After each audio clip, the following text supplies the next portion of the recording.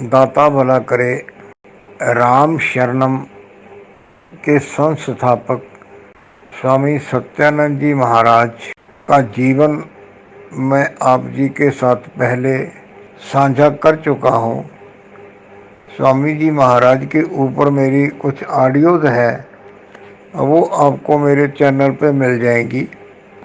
Most popular audios जो है उनमें स्वामी जी महाराज की 2-3 ऑडियोज हैं। मैं यहाँ पर स्वामी जी महाराज के पूरे जीवन का विवरण नहीं दे रहा हूँ। मैं वहाँ से बात शुरू कर रहा हूँ जहाँ पर स्वामी जी महाराज आर्य समाज से परमात्मा की गोद में गए और परमात्मा ने उनको राम नाम की दात बख्शी। आर्य समाज में रहते हुए स्वामी जी महाराज के बहुत से बड़े लोगों के साथ संपर्क बने हुए थे।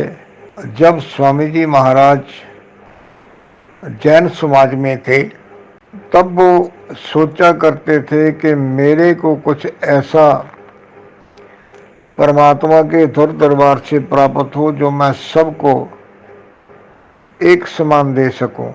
इसी दौरान उनको एक छोटी पुस्तक मिली, आध्यात्मिक चिकित्सा।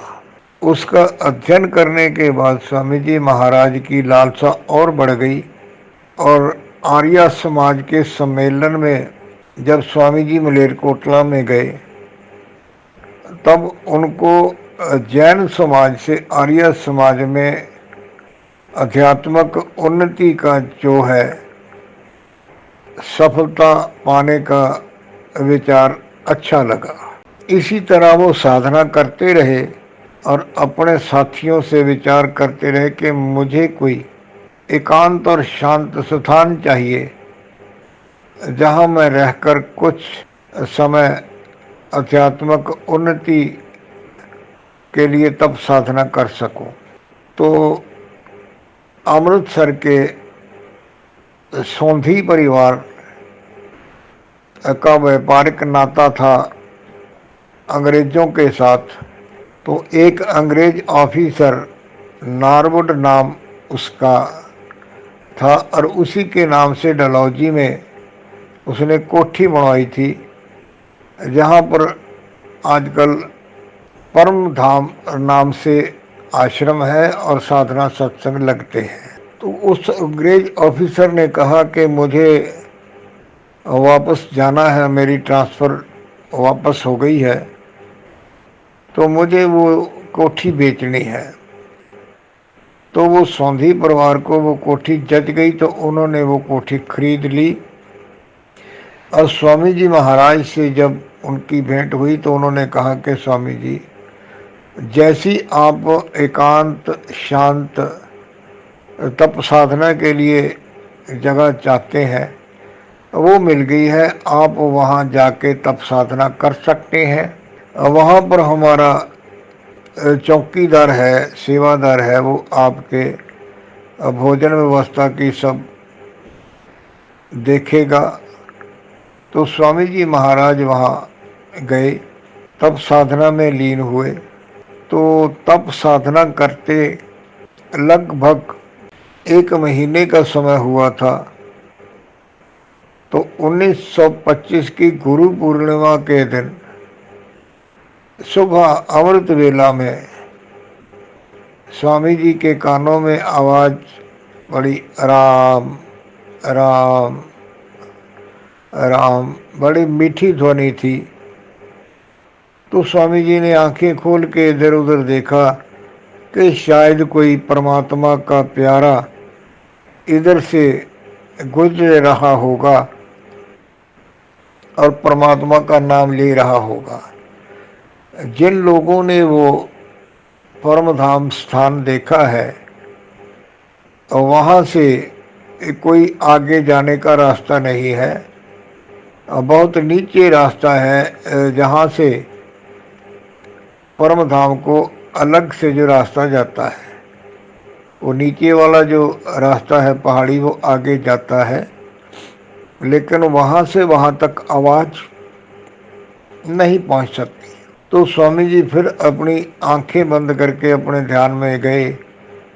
फिर आवाज आई तो फिर आदेशात्मक स्वर में कहा गया कि राम भज, राम भज, यानी कि राम का जाप करो। तो फिर आकाशवाणी हुई, स्वामी जी से चर्चा हुई। स्वामी जी ने पूछा, जब राम भज की आवाज आई तो स्वामी जी ने पूछा, आप कौन? तो परमेश्वर की आवाज आई कि जिससे तुम मिलना चाहते हो, किस रूप में दर्शन चाहते हो? तो स्वामी जी महाराज कहने लगे कि मेरे को नहीं मालूम, जो भी आपका वास्तविक रूप है आप उस रूप में मेरे को दर्शन दीजिए। तो प्रकाश हुआ और उस प्रकाश में स्वामी जी के सामने पहले रा और फिर माँ ये अक्षर आई और ये राम बन गया।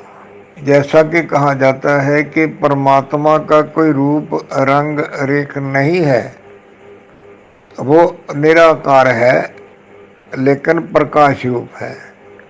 परमात्मा के दर्शन हुए और साथ में आकाशवाणी हुई कि आपकी साधना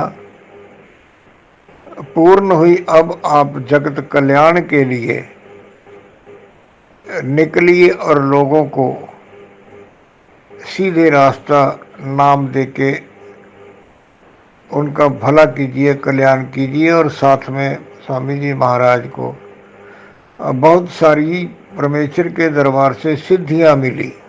तो उसके बाद स्वामी जी महाराज वापस आए।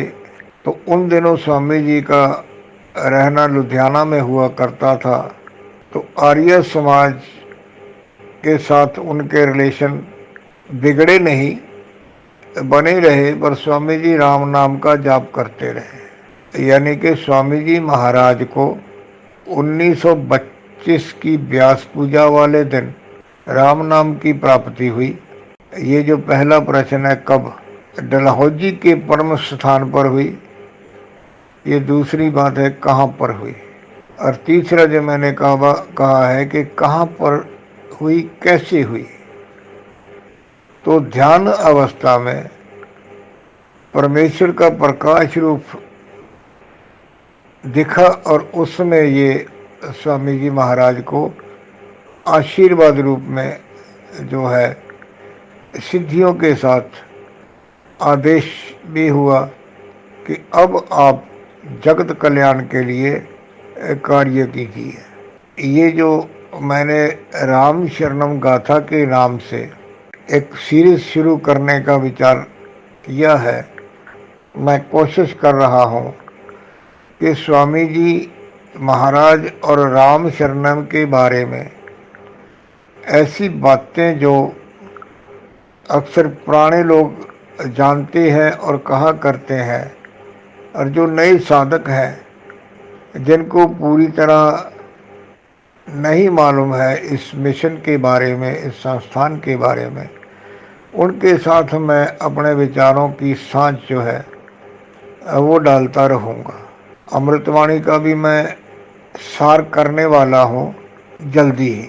आप अपने शहर में, अपने ग्रुपों में ये जो राम शरणम की बातें मैं करने वाला हूँ उनको डालिए, ताकि राम शरणम की बारीकियां जो है वो जो नहीं जानते हैं उनको भी समझ में आ जाए।